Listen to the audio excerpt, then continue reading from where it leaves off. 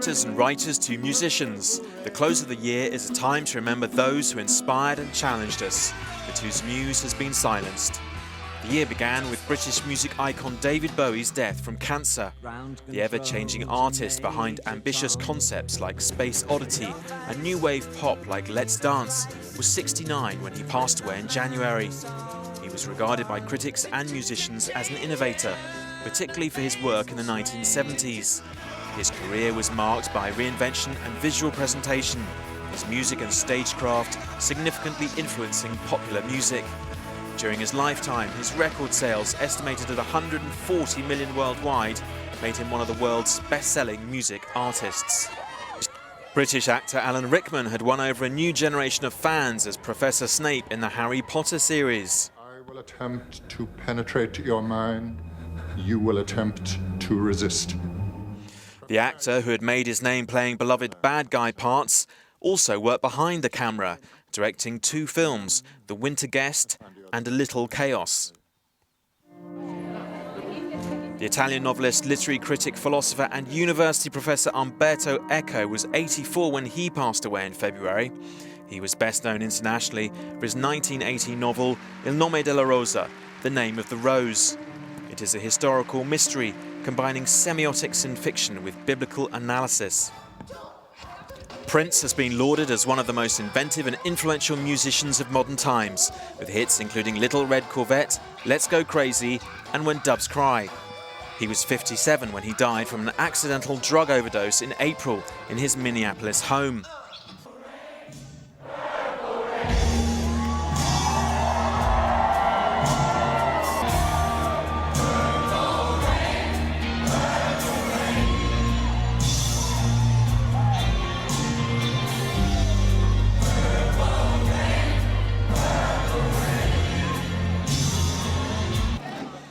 Anton Yelchin was a rising actor, best known for playing Chekhov in the new Star Trek films before he was killed in a freak car accident.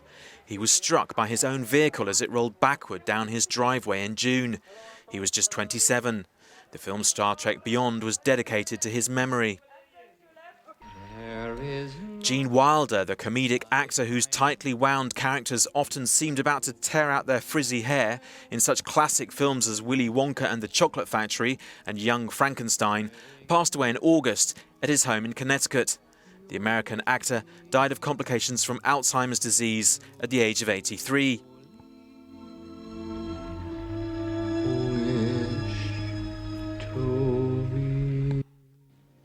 Andrzej Wajda was 90 when he died in October.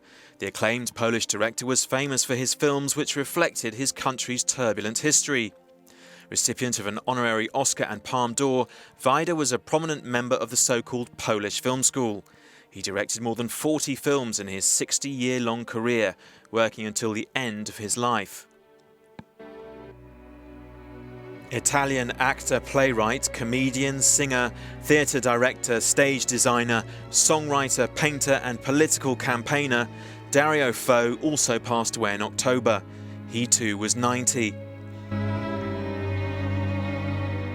If you want a lover, the author of Suzanne, I'm Your Man and Hallelujah, Leonard Cohen, died in November.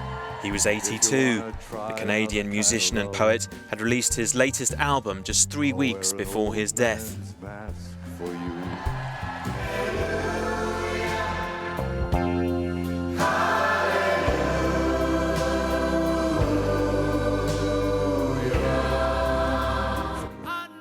On Christmas Day, George Michael, perhaps Britain's biggest pop star from the 80s, died tragically young at 53. With school friend Andrew Ridgeley, he formed the pop duo Wham, and his flair for songwriting brought them a string of hits from Wake Me Up Before You Go Go to Club Tropicana.